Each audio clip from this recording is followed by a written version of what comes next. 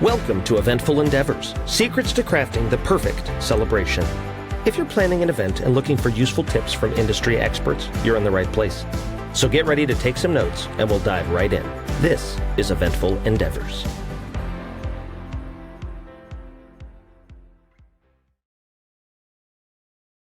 Hey everybody, it's Alyssa from Felix and Fingers, and I'm here today with Deborah from the Broz. And we're super excited to have her on here. I'm really excited. I got to talk to you earlier this week, and I'm just excited to share all of everything that you have to offer to everybody that's listening to this podcast. So welcome. Thank you. I'm happy to be here. Awesome. Well, we're very happy to have you. First of all, can you just kind of give me a little brief introduction about your venue? Sure. So the Broz was built in 1898 by Wenceslaus Broz. He was a Bohemian immigrant. He was a school teacher. He was undertaker, built furniture, and came over here from Bohemia. Built this with the architect being at least the architect firm of Cass Gilbert. He did design the Minnesota State Capitol building. So when you come in, there are a lot of really unique and beautiful features. There's a lot of hand carved pillars, there's tin ceilings. In 1898, there was running water and electricity, which is not the normal time. Huge, yeah. Yeah. It used to be Schumacher. So a lot of people knew about Schumacher's. It has gone through a ton of renovations since Schumacher's. Schumacher's was on Minnesota Bound on Channel 11. They would do the Outdoor Bound or whatever. So there are paintings up the staircase here that were from 1974 by an artist named Pipka. And that stayed from Schumacher's. Everything else was kind of tried to bring back to what it was more in 1898. Paint was taken off all of the wood, that kind of stuff. And then we have a banquet hall that can seat up to 300 people. Our bar can, it's 1920s bar, so it's a beautiful bar. We have a brick room. Brick room is where most people have dances. And in the winter, if people get married and they have like less than 150 people, they use that. The lounge, we have a patio. I mean, it's really a gorgeous venue. And it's been around for a long time. And I think definitely for anybody listening, make sure to check out the website because the pictures are just absolutely, completely gorgeous. Yeah. Can you tell me a little bit about what current trends you're seeing in the wedding industry? I don't know that I'm seeing anything different. A lot of the weddings seem to be smaller than they used to be. A lot more weddings that don't have children. Understand I have a lot of kids, and most of the weddings I've gone to in life, kids come to. A lot of the weddings aren't like that anymore. A lot of the weddings are just the adults, and most of them tend to be 100 to 150. I mean, we've had 300, we've had 340. But for the most part, they seem to be getting smaller, and just inviting those people who family and close friends instead of having a larger wedding. So that would be, I think, the biggest thing. We've had a couple of weddings near Halloween. And when they're near Halloween, they love to do Halloween. And then there's black wedding dresses usually too. And they're beautiful. I mean, they're absolutely beautiful. Gorgeous. I know. I was just like scrolling on Pinterest earlier and I was like seeing all the different things coming up. Yeah. What were you going to say? I think you were about to say something. Sorry. Yeah. One other thing is, I know this has been different for the past several years. But most of the bridesmaids, and they just have to have the color, but sometimes they're not even having the exact color. Just go out and find a black dress, go out and find a red dress. And a lot of grooms aren't doing the tuxes. They are either buying suits or a lot of them will do jeans and a vest. So, I mean, that's something, I know that's been happening more, but it's just not the traditional way of that things used to be. So. Definitely. I wish at my aunt's wedding they would have done that when my cousins are almost 6 feet tall and I am 5 feet tall, and finding dresses that would actually work for all of us was like the most impossible task I've ever had. Awesome. Well, can you tell us just kind of about what a typical wedding day at your venue would look like? Yeah. People come in between 8 and 9 in the morning. The contract is 9 o'clock until midnight, but anybody who needs to come in at 8, it's because of hair and makeup. So we always accommodate that. So people will come in, they'll come in and they'll start out going upstairs. We have a bridal suite and a groom's room. The women always arrive before the men. The men take 15 minutes to get ready. So, they don't have to be here that early. They usually are here by 10, but not necessarily 8 or 9. They'll go upstairs, they'll start to get ready. Mom and dad will often set up, we have a hospitality room upstairs. And so they'll bring in things for mimosas and muffins and sandwiches and different things like that so people can eat and just relax and enjoy. A lot of brides are buying pajamas or robes for their attendants, and they'll run around the Broz in their pajamas all day. And, silk pajamas usually is what it is. And they really kind of just take over the venue, and it's almost like a home for the day before people get here. Once people get here, it's different. So that will happen until about noon. And then at noon, pictures will start happening. Some of them will be full wedding party. Some of them will just be bride and groom. The reveal is often done right behind me on these stairs. The bride will come down or come to the top of the stairs, and the groom or the dad will be standing at the bottom. And, so they'll do that with the first look. Everything continues to happen at 3:00. I make bride and groom go upstairs, or by 3:15 for sure, because people are going to start arriving. Weddings are typically between 4 and 4:30. And so once the wedding takes place, that's if they're here. Some people choose to get married at their church, but if they get married here, they're going to have it at 4 or 4:30. The ceremony is generally outside. In the winter, obviously it's inside. And then it's just kind of, Minnesota. Yep. After that, there'll be an hour for a social hour. Usually I start to push people, not push, but, say it's time to tap them on the shoulder, say it's time to go find a spot to sit down, and they'll go sit down for the dinner.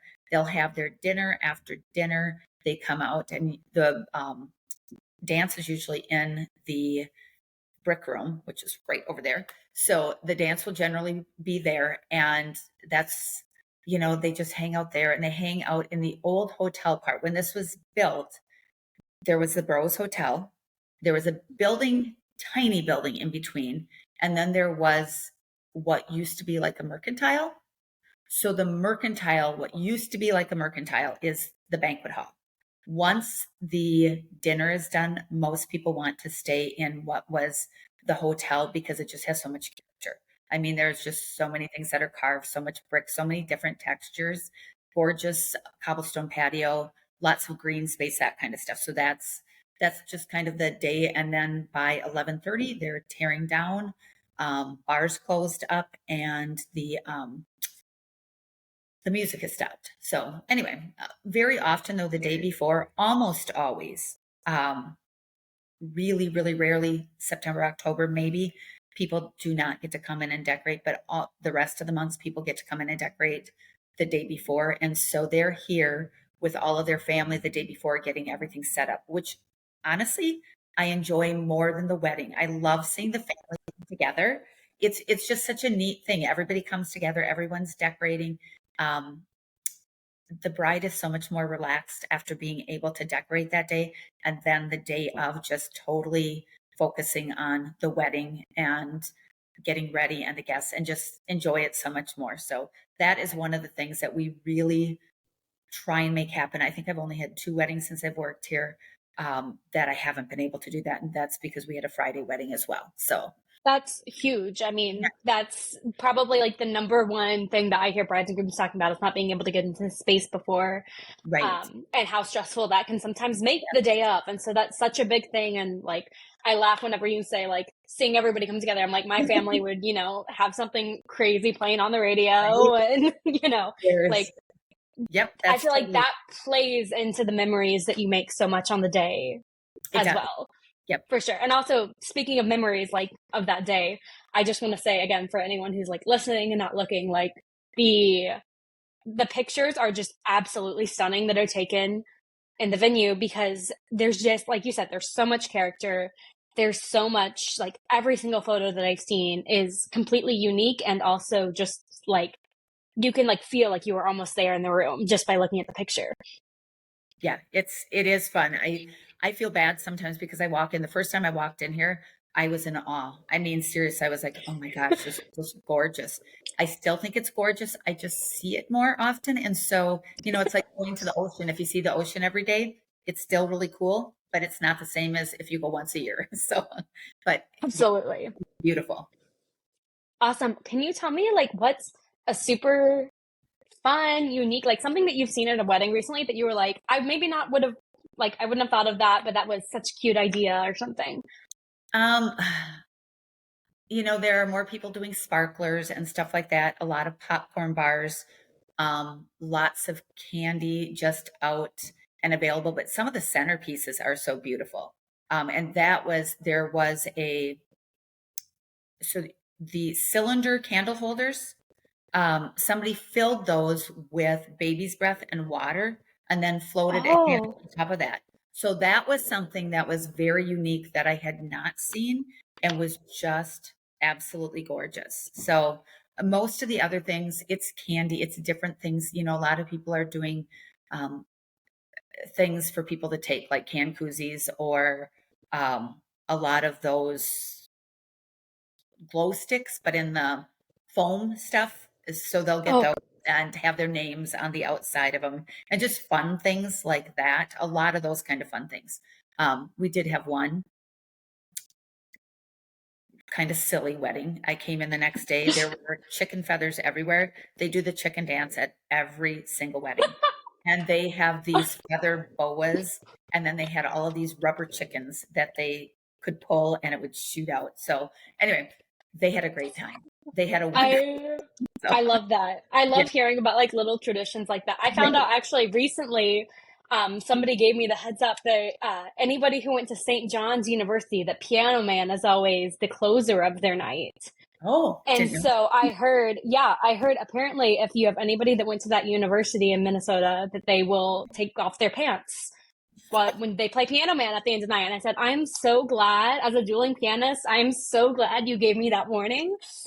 Um, Yeah, so the first time that happened, I wouldn't go, oh, that would be yes. interesting. But I think like different traditions and different fun things like that, I think are like definitely what give every wedding so much character is like, Yeah. you can tell, like, I feel like those are the memories that you remember forever because those are the things that are so specific to Right. the couple and their friends and Mhm. their family and things like that. We had one other wedding that most of the weddings are outside, but once in a while it's raining and then it's inside. This bride wanted it outside and it was misting and it would not stop. And I went outside, I'm trying to dry the benches off. I could not get them dry because it was raining too heavy. By the time I finished one, it was soaked. So Oh, anyway, she absolutely wanted it outside, which was great. I mean, they were just so laid back about it. So I thought, okay, I'm going to grab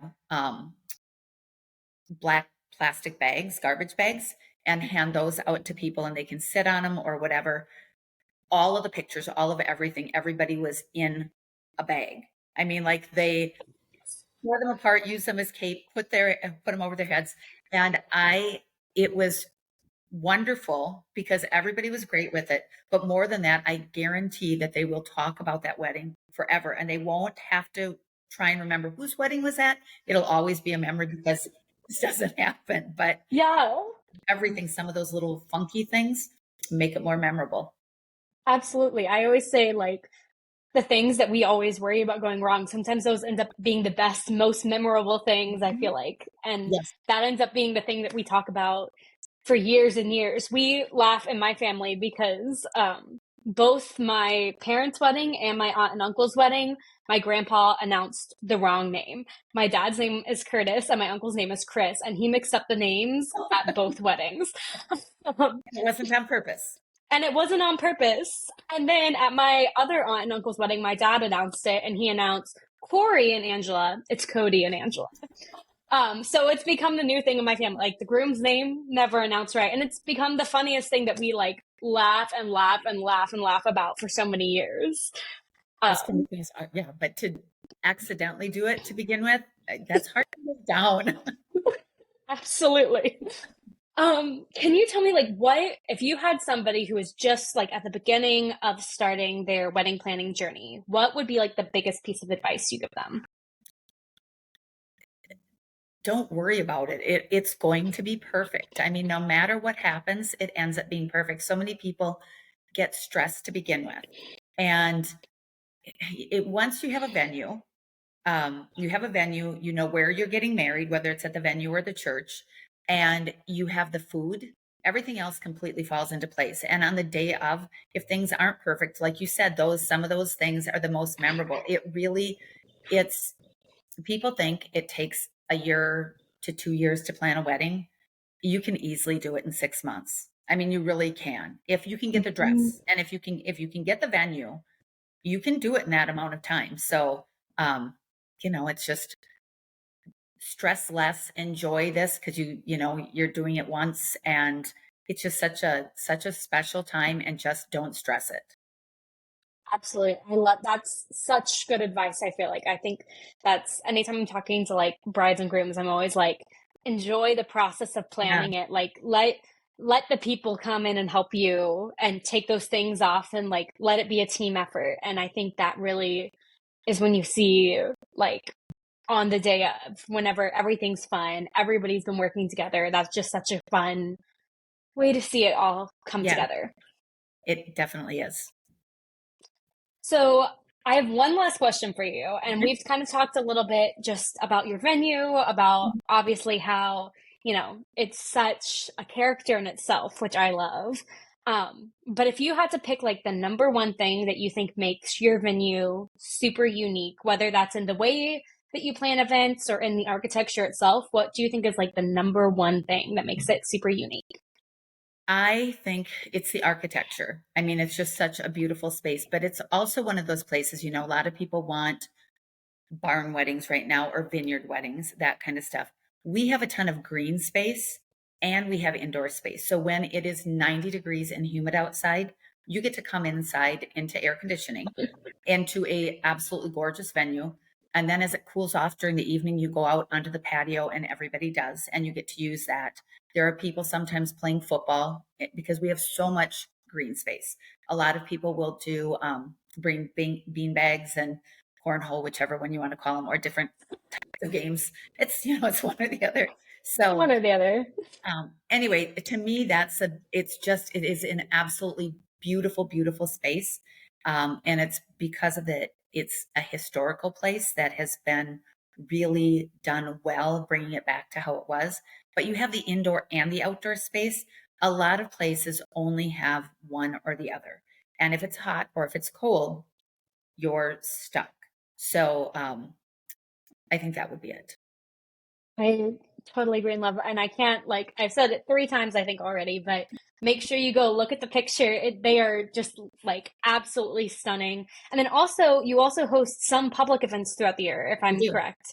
Yes. So We're definitely doing go check those out. Yeah, we're doing things like paint and sips and decorating cookies and euchre.